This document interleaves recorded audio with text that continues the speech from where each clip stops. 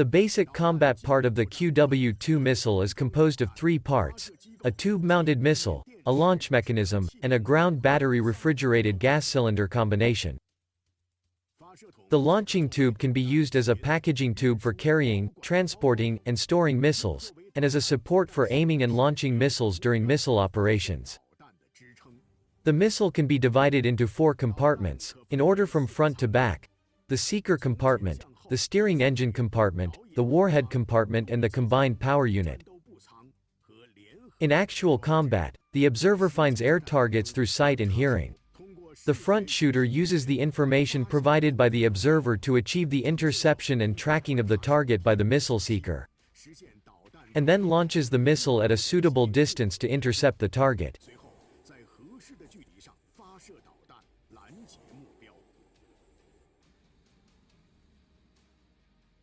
As long as aiming correctly, the QW-2 can achieve considerable damage effects on a target. In terms of design, the QW-2 portable air defense missile uses semi-prefabricated fragments and is a warhead of the killing and blasting type. The expected damage fragments were formed during the explosion.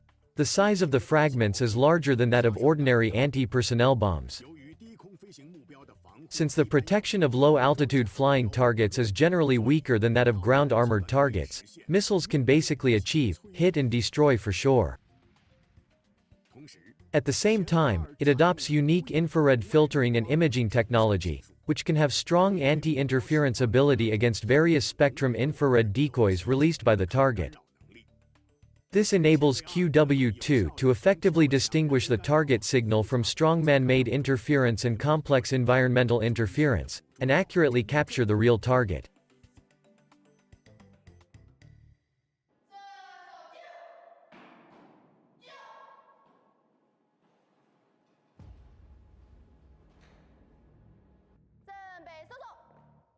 Although the QW-2 basically achieved "don't care" after launch, the shooter still needs to aim at the target to achieve stable tracking before launch. To achieve fast capture and stable tracking is the most critical and difficult skill for the shooter.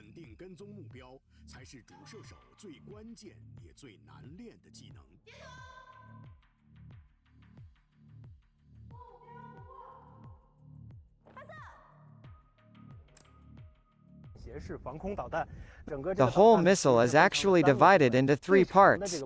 The longest part is called the launch tube. Then there is such a black spherical part at the front end. This part is called the energy component. Its role is to provide an electric and gas energy source for initiating the missile. The third part is the big trigger in my hand. This part is called the launching mechanism.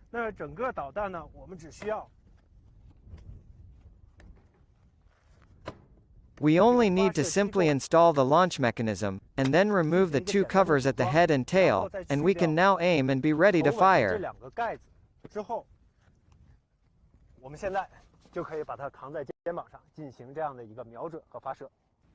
Can the storage and transportation of AW-2 withstand the needs of launching position selection in a complex battlefield environment? The launch position selection machine must be convenient for the shooter to find and track the target as well as to ensure the safety of the shooter. It is stored in a sealed launch tube. When marching, the shooter carries the system behind his back with a strap, or it can be transported by a motor vehicle in a packing box. There are almost no restrictions on its transportation.